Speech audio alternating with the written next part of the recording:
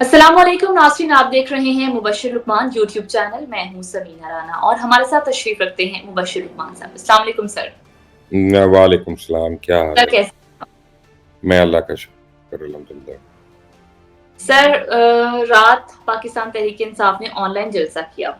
जलसा शुरू होने से जलसा खत्म होने तक इंटरनेट ही बंद कर दिया गया। तो सर क्या ये सही है, जायज है? एक पार्टी जो ऑनलाइन आना चाह रही है उनके लिए सर इंटरनेट बंद कर दी गई। इन इक़दामात को सर कैसे देख रहे हैं? देखिए, बात यह है कि मैं नहीं समझता कि उनकी वजह से बंद हुआ है। पाकिस्तान में इंटरनेट जो है ना वो आज नहीं बल्कि कम से कम पिछले 10 साल में 8 साल में 25 दफ़ा ऐसे ब्रेकडाउन्स का शिकार रहा है और कई-कई दिन रहा है शिकार। और कई दफ़ा ऐसा भी हुआ है कि ट्विटर खुद हैक हो गए हैं, उनके अपने अकाउंट्स हैक हो गए हैं, ट्विटर हैक हुआ है, यूट्यूब कई दफ़ा डाउन रही है, गूगल डाउन रहा है, जीमेल डाउन रही है। ये देखें, टेक्नोलॉजी बेस्ड चीज़ें जो होती हैं ना, इनमें कभी बग आ जाना या इश्यू आ जाना ऐसी बात नहीं है। और पाकिस्तान का इंटरनेट तो आपको पता है कि वो हमारा केबल से, समुद्र के अंदर केबल है, उससे कनेक्टेड है रेस्ट ऑफ द वर्ल्ड में। तो वो कभी वो जिसे सबमरीन केबल कहते हैं, और क्या खराबी आती है तो 3-3 दिन भी लगे हुए हैं उसको ठीक होने में। तो ये अज़्यूम करना कि जी एक जलसे की वजह से हुआ है, ये अपने आप को खुश करने की बात है। क्या इन्होंने कर लेना था इंटरनेट पे? अपना 200 टेराबाइट का डेटा डाउनलोड करा देना था, 5000 टेराबाइट का करा देना था डाउनलोड, क्या करना था मेरा मतलब उससे? इस तरह इलेक्शन नहीं जीता जाता सोशल मीडिया पे।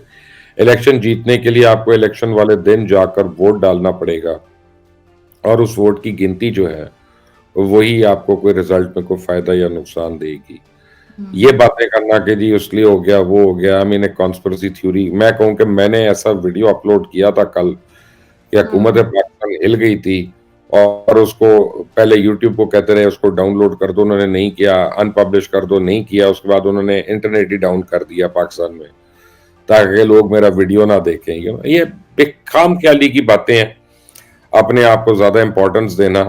और तहरीक इंसाफ वालों का पुराना शेवा है कि कोई भी चीज़ हो उसमें अपनी बड़ाई है और दूसरे की बुराई है। तो I mean no, I don't buy that. लेकिन सर वो इंटरनेट थोड़ा-सा मतलब जलसे से पहले या उसके बाद भी तो खराब हो सकता था एन उस टाइम पर। टाइमिंग की बात है ना, बात ये है कि अगर सुबह से हो जाता तो आप लोग क्या कहते? पहले दिन से यानी पहले से पैनिक हो गए हैं। हुँ। आधे घंटे के बाद होता तो आपने क्या कहना था? उनको ये बात नहीं अच्छी लगी तो इसलिए उन्होंने पैनिक कर दी है। मैं तक एक मुल्क चल रहा है, फॉर गॉड से किसी के एक जलसे से कोई फ़र्क पड़ता है? वो 10 लाख का वो 4 महीने धरना कर चुके हैं, उससे क्या हुकूमत गिर गई थी 4 महीने धरना करने से? दूसरी बात, धरना करने की उन्होंने बड़ी कोशिश की, उनसे हुआ ही नहीं, लेकिन उससे क्या हो गया?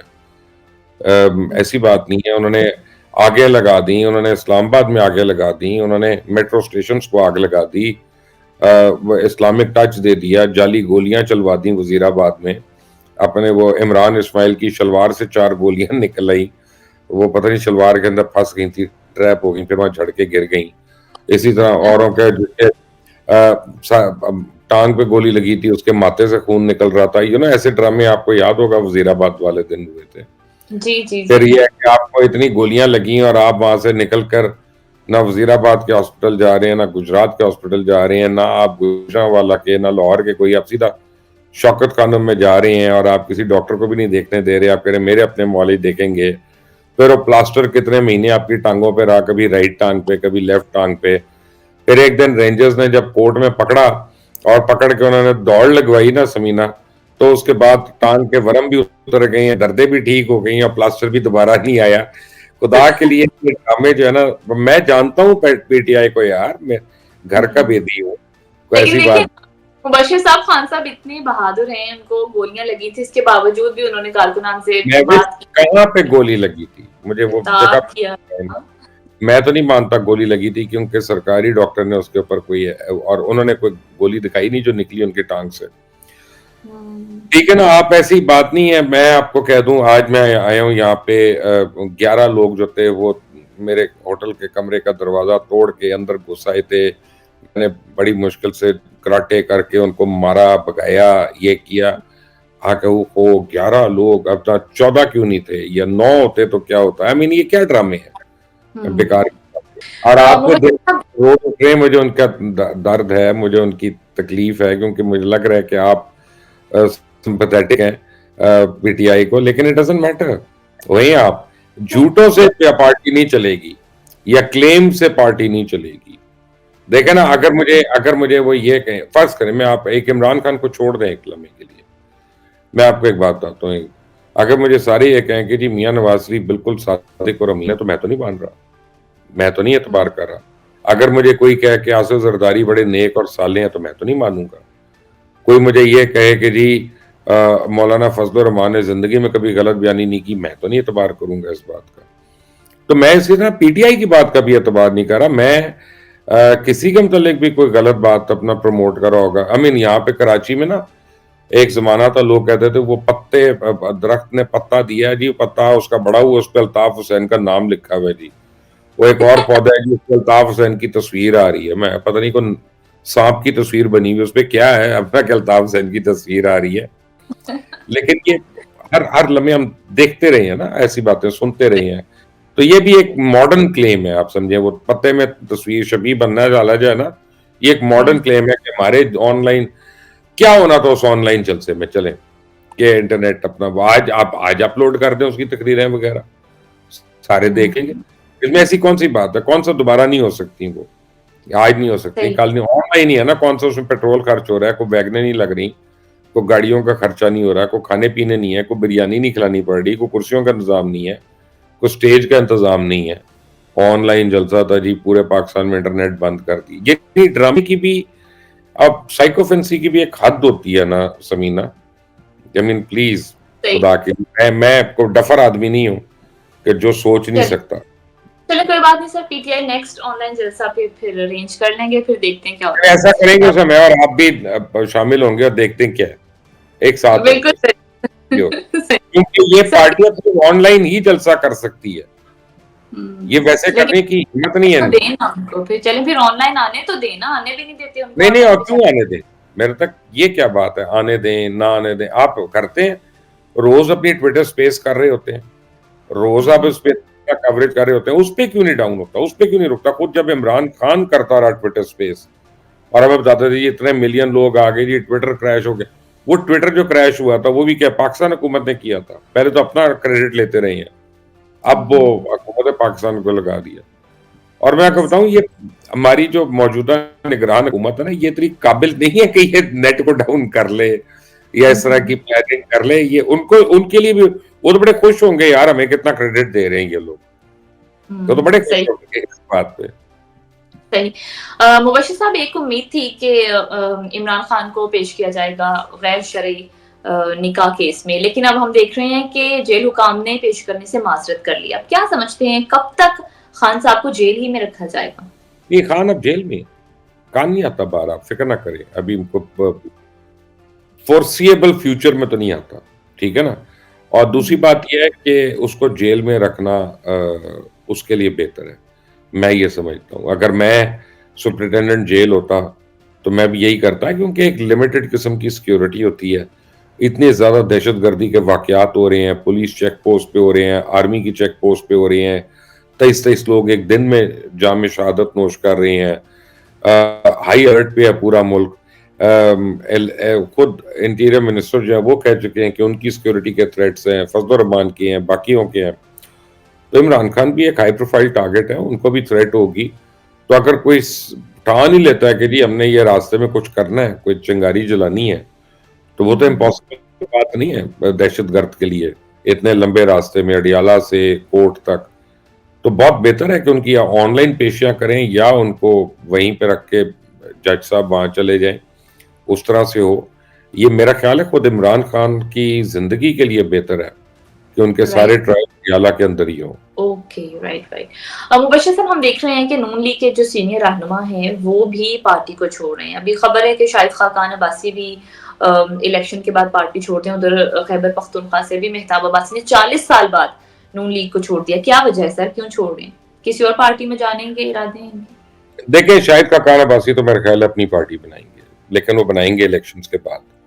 और मैं ये समझता हूँ, मैं उनके डिसीजन से एग्री नहीं करता।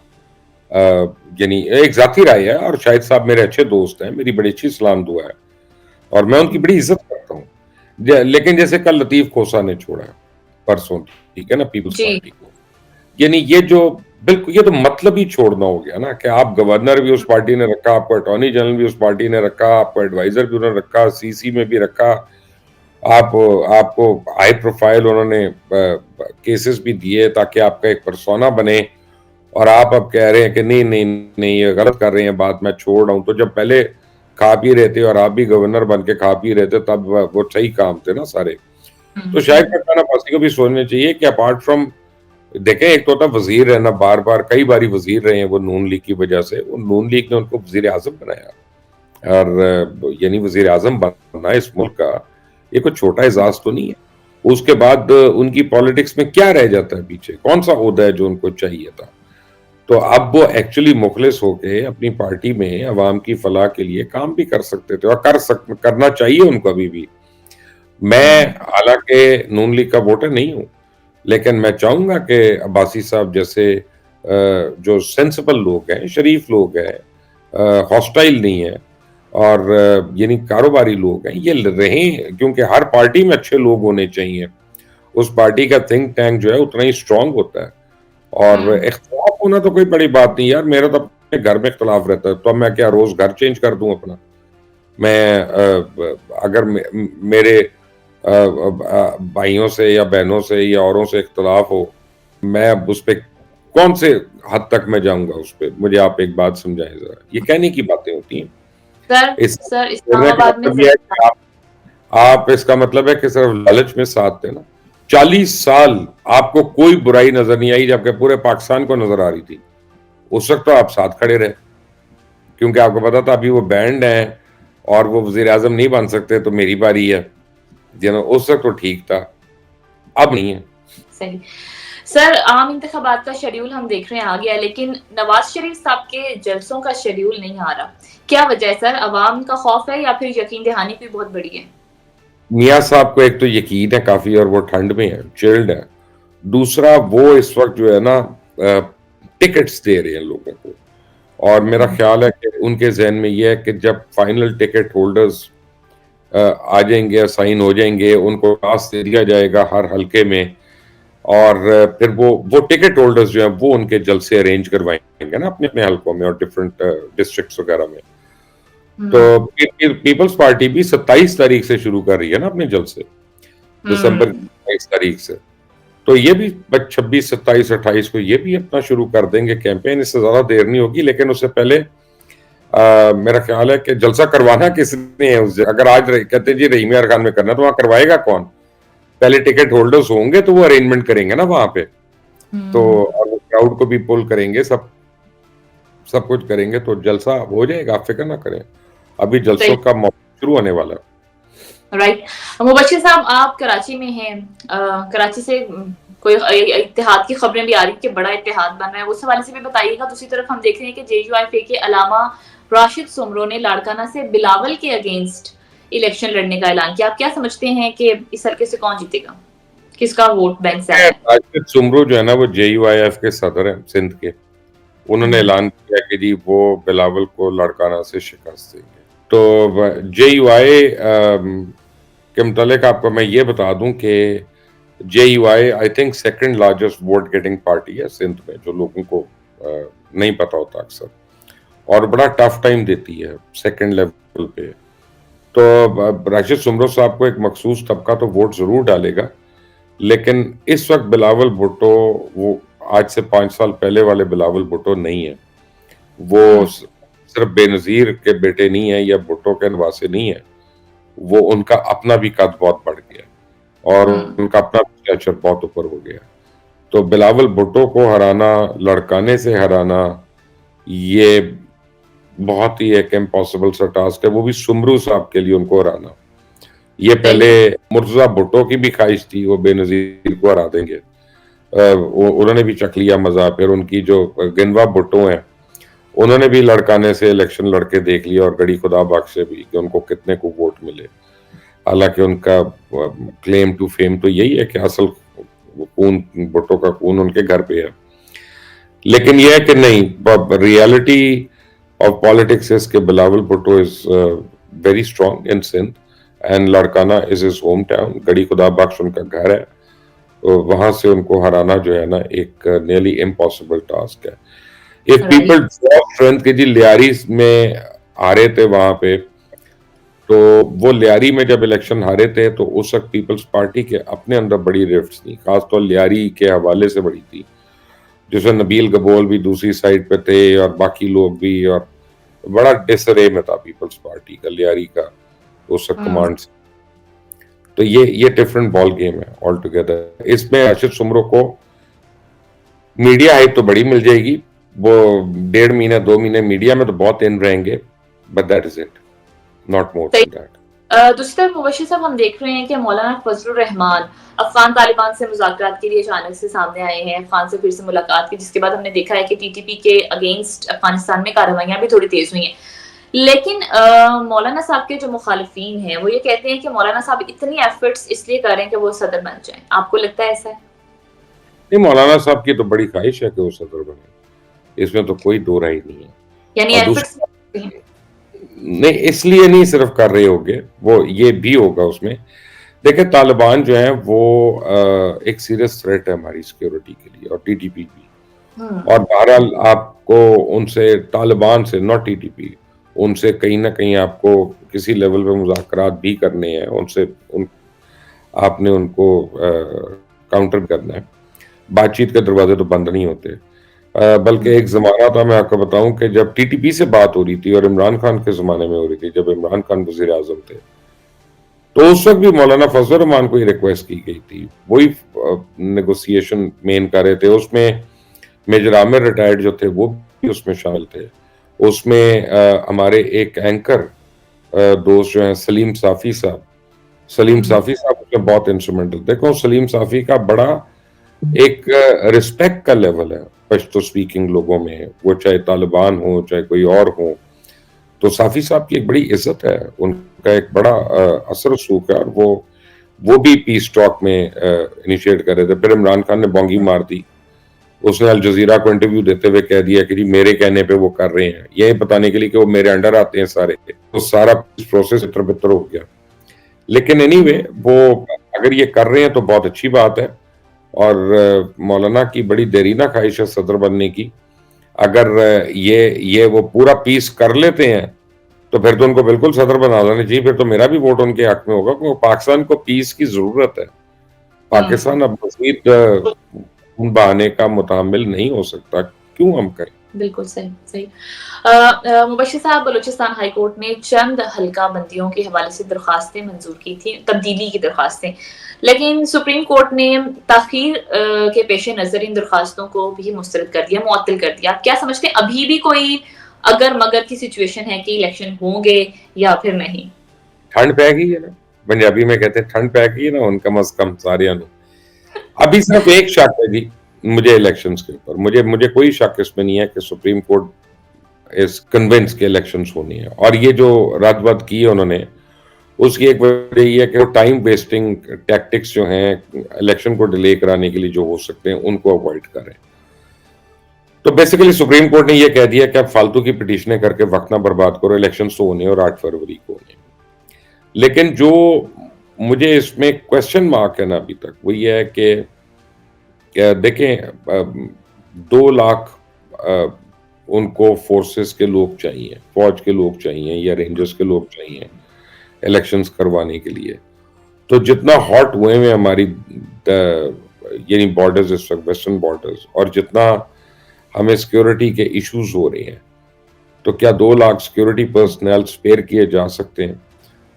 तो फिर आपका जो पूछने वाला सवाल है बड़ा अहम हो जाता है कि अगर मौलाना फजल रहमान को अगले 10-12 दिन 15 दिन में ब्रेक थ्रू करने में कामयाब हो जाते हैं सीज फायर का किसी तरह से, तो फिर आप स्पेयर कर सकते हैं, सब कुछ पॉसिबल है। सो आई थिंक के इलेक्शंस तो होने 8 फरवरी को, and the only problem that I see, the only problem is कि जी 2 लाख सिक्योरिटी के लोग आ सकते हैं कि नहीं आ सकते। Right, very very valid concern Mubashir साहब। मुबश्शिर साहब, बहुत शुक्रिया आपके कीमती वक्त और आपकी कीमती राय का। नाज़रीन, इसके साथ ही हमारा प्रोग्राम खत्म हुआ। अगर आपको हमारी वीडियो पसंद आए तो इसे लाइक, सब्सक्राइब और शेयर करना मत भूलिएगा। अपनी राय से आगाह कीजिए। इजाजत दीजिए, अल्लाह ने के बाद।